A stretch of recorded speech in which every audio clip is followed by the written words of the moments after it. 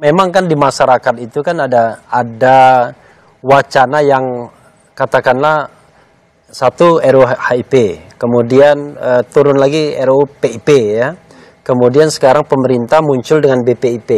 Nah ini sepertinya titik kompromi pemerintah sepertinya ya.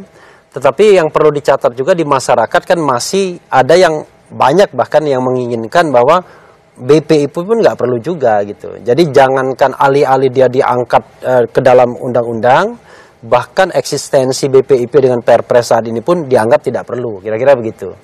Nah ini ada pandangan. Saya akan membahas itu sih dengan Anda. Nah, tapi untuk HIP sendiri ini sudah jangan dibahas lagi. Ini jangan membuang energi bangsa ini yang sedang menghadapi tantangan yang luar biasa itu COVID.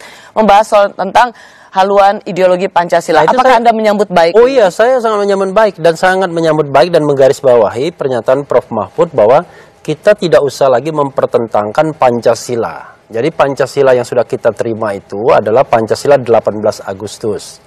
Jadi kita tidak bicara lagi 1 Juni, karena 1 Juni itu adalah bagian sejarah. 22 Juni kita tidak bicara lagi, karena 18 Agustus adalah kompromi dari Bapak pendiri bangsa. Ada golongan nasionalisme dan ada golongan Islam. Dan saya mengatakan bahwa Pancasila itu adalah sinkretisme dari nilai-nilai yang dibawa oleh Bapak dan Ibu pendiri bangsa. Dan mereka menggalinya tidak hanya hasanah di dalam lokal Indonesia, tapi hasanah internasional juga. Oke.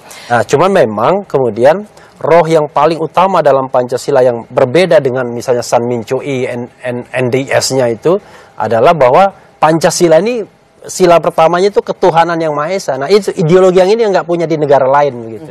Saya termasuk orang yang mengatakan dari 2017 Prof. Mahfud saya kira mencatat ya. Saya termasuk orang yang mengatakan bahwa BPIP pun tidak perlu. Kenapa begitu?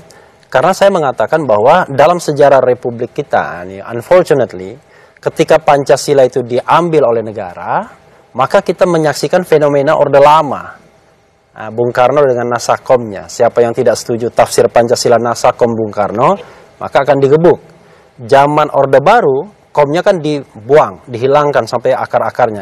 Tapi pemerintah Orde Baru menggunakan Pancasila untuk menggebuk orang yang tidak setuju juga. Petisi 50 dan lain sebagainya. Nah, makanya saya katakan, Pancasila itu ada 2 level. Ada level state, ada level society-nya. Jadi yang di society itu sebenarnya orang hidup dengan nilai-nilai. Pancasila itu kan ada di nilai agamanya, ada sopan santunnya, ada kesusilaannya dan lain sebagainya. Ketika dia diformalisme oleh negara, maka dia menjadi alat sesuai dengan selera penguasa. Iya, jadi alat gebuk untuk membedakan. Kalau tidak